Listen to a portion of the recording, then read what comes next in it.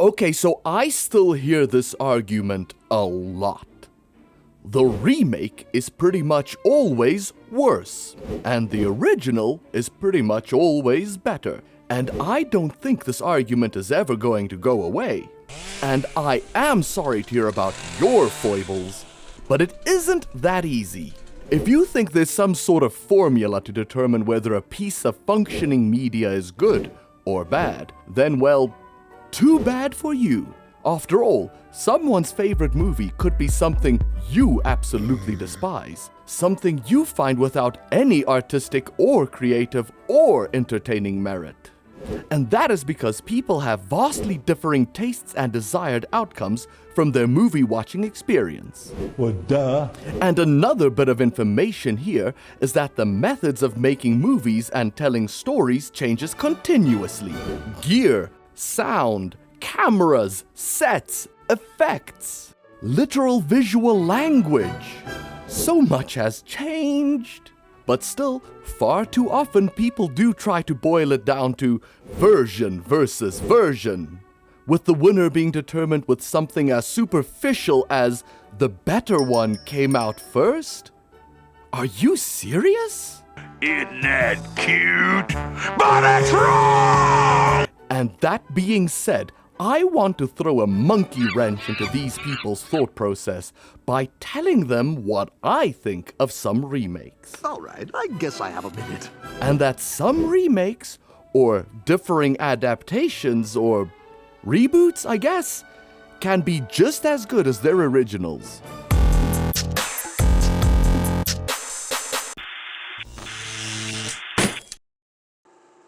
Too many bad apples spoil the broth, aka, I see where you're coming from.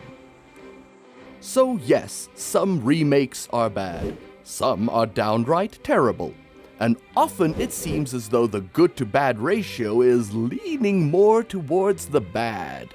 But this idea is probably true across all movies, not just remakes. You will only ever really see a fraction of all the media that is available to you, and the amount of all that media that will be worth your time will only be a fraction of that. Fascinating. When I hear that over 10,000 new board games or video games or movies get released every year now, I don't feel excitement. I feel skepticism over the quality and dread. Ooh, about 10% of this ice cream cone isn't covered in dog shit. Neato. But all our tastes are different, so that's okay, I guess. It just sort of means that we all have a bigger pond to fish from. Now, unfortunately, our big-ass pond is filled with some garbage-tier remakes. The type that adds nothing but shame and filth to what they are trying to be. Here you have your stuff like Psycho 1998, a shot-for-shot remake of Hitchcock's 1960 version. I don't hate her. I hate what she's become. People always mean well. They cluck their thick tongues, and they shake their heads. And suggest oh so very delicately. Of course, I've suggested it myself. We all go a little mad sometimes. We all go a little mad sometimes. What does it add other than color? Nothing much. I think it's just lazy. That's actually why I think it doesn't deserve your time. It's just like the original Psycho is. It exists. It's a fact. It's a classic. There's nothing to be improved. There's nothing to be improved on. I don't mind the actors so much. People seem to have a real issue with Vince Vaughn as Norman Bates, but I kinda like that one part. Vince Vaughn, you're right, is not creepy enough. Isn't Vince Vaughn as unlikely a killer as Anthony Perkins? Could be. Point is, neither of these guys really resemble Norman Bates. The book description as follows: a short-sighted, overweight, and balding man in his 40s, prone to heavy drinking. So I don't see people's problem there. But the shot-for-shot remake part? Yeah, lazy, F failure, lazy. What I really feel is if you want to see Psycho, it's obvious. Rent the original. Other trash tier remakes would also, of course, include the 2016 remake of 2002's Cabin Fever. A weird piece of icky sticky teen party body horror with vulgarity, rudeness, body rot, and predictability. But the remake is just, well, kinda just the same, but with a 2016 filter placed over it. Just lazy again. Maybe it's trying to be self-aware, maybe it's taking itself more seriously, but hard pass. At least the original kinda functions as a time capsule for the early 2000s. You asshole, it's not funny. Yes, it is, you Other stuff seriously not even worth discussing would be 2015's Poltergeist, 2005's Amityville Horror, the 2015 US version of Martyrs, Wicker Man, Carrie, Pet Sematary, and the latest Child's Play. Look. I know you were trying to be different, but then you should have gone for something a little bit more different. Maybe even change the title. iBoy or something like that. You know, use that smart AI shit. And stop muscling in on evil killer dolls powered by magic, okay? These movies, not even worth the dirt I buried their corpses in. Yeah, I don't care how cool and new you think your take on the story is, it sucks. And now for our next section, just another spot on the shelf. Now, these are the remakes that exist. I don't hate them. I don't love them. They are there for when I just want the story told to me in a slightly different way, I guess. Overall, they're fine and whatever, and you can take them if you want, but it's like asking me to grade your attempt at recreating the flavor of just a potato, using only a potato. I mean, good on you, you certainly made a potato, and the flavor is there, but it's still just a potato, just a plain boiled potato. Congratulations, you did a thing. I mean, it's fine, all things considered. So people like going on about the absolute glut of remakes that came during the 2000s. And here is where quite a bit of that spillover of badness and laziness seems to froth up. Sure, the My Bloody Valentine remake is quite subpar and uninspiring. And Night of the Living Dead from 2006, despite having Sid Haig in it, was kinda horrible at times. Are you saying you've been storing dead bodies that were supposed to be cremated for 2 years? Hey, guess so. But then there is the other Night of the Living Dead remake from 1990, directed by Tom Savini. They came to pay their respects. They're coming to get you, Barbara. Now they're running for their lives. Every shelter is becoming a trap. George Romero's Night of the Living Dead. Oh, beautiful, beautiful, beautiful. Why on earth would you dare to remake a classic? I remember him coming to me and saying, we're going to remake Night of the Living Dead. And I'm thinking, oh great, finally I get to do the effects in George's remake of Night of the Living Dead.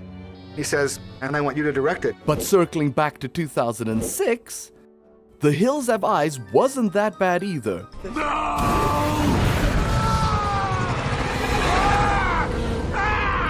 Oh, fire! Yeah, fire!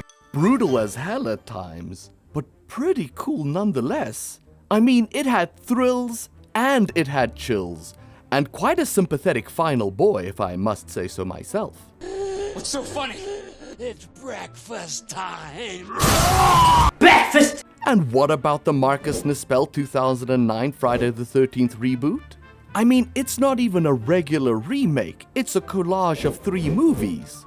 And honestly, as far as the Friday the 13th franchise goes, as a whole, this really isn't that bad. Guess I'm an asshole. Sure, some things are ham-fisted, like Jason's hockey mask, just kinda thrown in your lap there, which was originally also ham-fistedly just dropped in for its first appearance, so I don't see the complaint.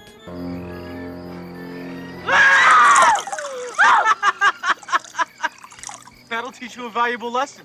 A beautiful girl like you should never go out in the dark alone. A few minutes later.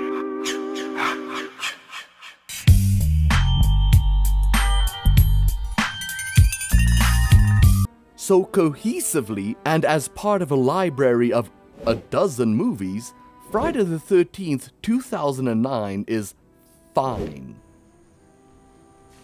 Thanks.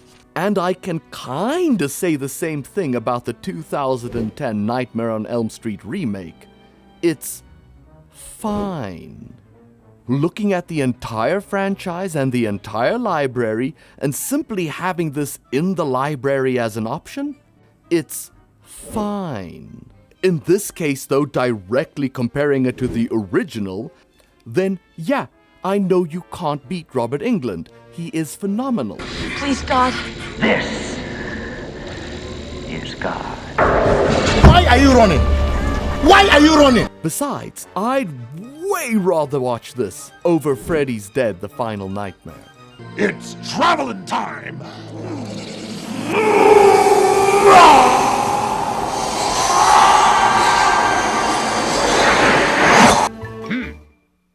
No, sir, I didn't like it. But Freddy, Jason, and two other guys that we will get to later, these are big shoes to fill. And strangely, I don't see why it's so difficult. Why people's standards for these slasher boys are so high, when arguably, and let me just hang this massive banner here for a second, there we go. There are some real questionable entries within these franchises, and you should be grateful you didn't just get another Super Freddy.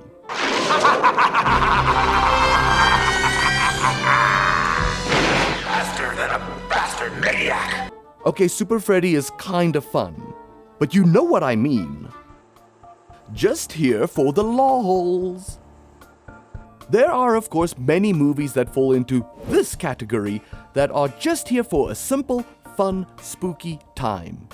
See, simple, you got your 13 Ghosts remake. God! I hate it when they do that! What? You'll be scared stiff too when you see what they see. 13 ghosts materializing in ectoplasmic color through the magic of Illusiono, the ghost viewer. A silly, goofy time with spirits being used to power a ghost house. Very goofy, but very funny. The kids will love it. This house is not a house. We're in the middle of a machine, powered by the dead. And of course, your House on Haunted Hill remake, which is absolutely nothing like the original 1959 version. At last you've got it all. Everything I have. Even my life. But you are not going to live to enjoy it. Come with me, murderess. Come with me. But it does star Jeffrey Rush in Vincent Price makeup, so it gets my vote. And on that mercenary note, dear friends, let the games begin.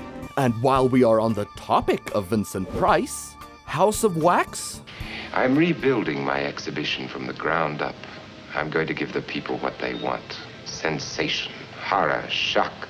Send them out in the streets to tell their friends how wonderful it is to be scared to death. Now, I know the original is pretty damn fun, but now what about that 2005 remake?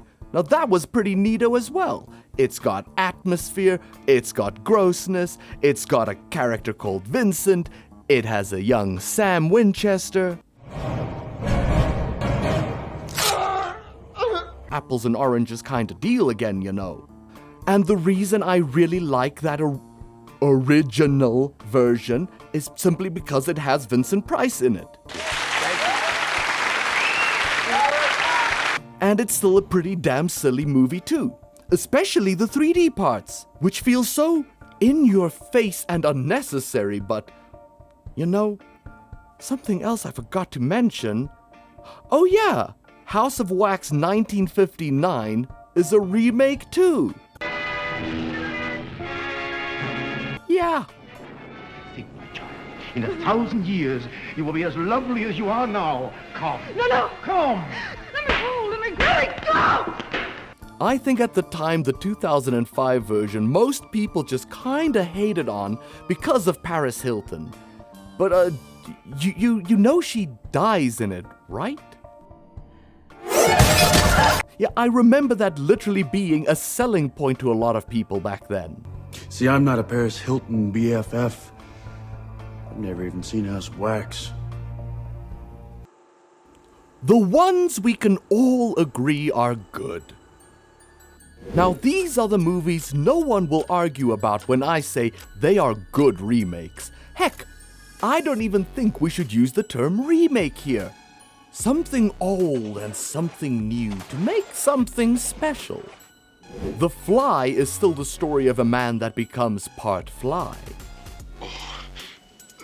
That's disgusting. But now it's a slow and mysterious tale of love and loss and mutation and pain, instead of just a man going and a wife going I'm Vincent Price. What unearthly horror did that girl gaze upon? And the thing, well, it's still about an alien thing in the snow, but now it's crafty and sly and is more like the source material instead of a space carrot that just goes. But I realized that I really couldn't remake the thing from the movie. It just wouldn't work out. So we went back to the short story. And the Blob is still about a blob, but now it's just... Before everybody gets and it's not as straightforward as you think. The Blob, The Fly, and The Thing are all three what today is considered to be absolute classics, must-see experiences with explorations into body horror, paranoia, and the fear they bring. Heck, we can even throw an Invasion of the Body Snatchers in here at this rate. Same 1950s Red Scare anti-communist themes, same fear of pod people. But still, do yourself a favor. Go up to a stranger today and ask them, "Hey, what are your opinions on the Blob, the Thing, and..." A prowler! Approach someone locally and ask politely, "Excuse me, but what are your thoughts on the Fly, the Blob, and..." Get away from me. Ask in an online forum or throughout a YouTube video perhaps, people's thoughts on the Blob, the Fly, and the Thing, and I bet most people will agree that these are good movies. And the remake of the first Evil Dead also.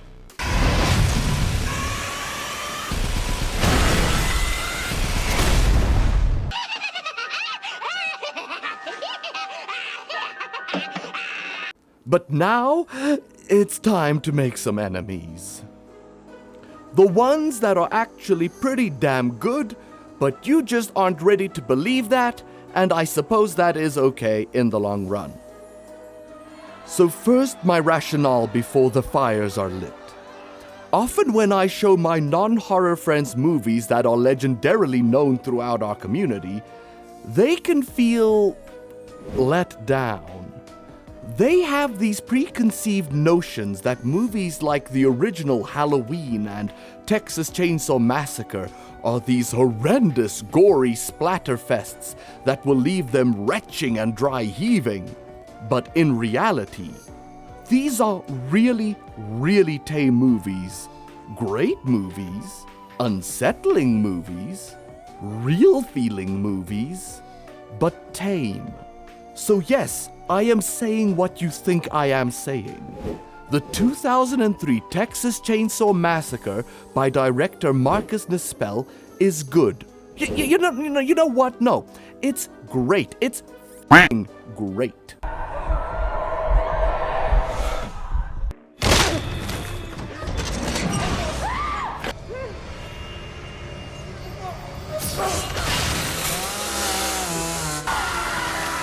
It is the roller coaster, extreme, almost pornographic version of the original, and I mean that in the best of ways. We even have the same cinematographer, Daniel Pearl, working on both these versions. Toby rang me up and said, listen, I've got this film I'm doing. I really want a Texan to shoot this for me, and I reckon you're the best cameraman in the state of Texas. Marcus called me up. He goes, listen, Daniel, I just signed to do the remake of Texas Chainsaw Massacre. Will you do it with me? And without even thinking, I immediately said yes. And not only has he approached this in a new and sexy way, but together with Nispel, who really does have an eye for style, they created a wet, gory, mold-riddled piece of entertainment that you are missing out on. It even dodges that whole modern leather-faced main character trap. It focuses mostly on the family and the teens. Now, as for family and how they can be used to bulk out story and character, we must also understand they can bring terror, they can bring fear, they can bring confusion. Yes, I am talking about it. Halloween. I get it. I understand it. The absolute terror, the absolute fear, the confusion, the craziness of a child one day simply breaking and killing his sister, and then years later to just pick an entirely random person to try and end their life. Man wouldn't do that. This isn't a man. That was the fear that John Carpenter brought into the zeitgeist, a random act of horror and terror that befalls a young person. Blank, pale, emotionless face, the blackest eyes, the devil's eyes. I spent 8 years trying to reach him, and then another 7 trying to keep him locked up because I realized that what was living behind that boy's eyes was purely and simply evil. That being said, Rob Zombie's remake of Halloween is actually a pretty good movie. Let me finish. Yes, it adds explanation where none was needed. I acknowledge that. Like I said, a random murderer lurking in the shadows is mysterious.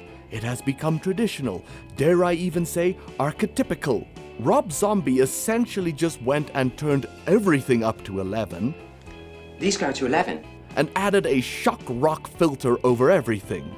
The Myers residence, instead of a regular suburban family, bam, poor rednecks. The strength of the serial killer, bam, he's a mini Hulk now. Backstory and motivation, bam, fine, have some of that too, I guess. But honestly, is it that bad?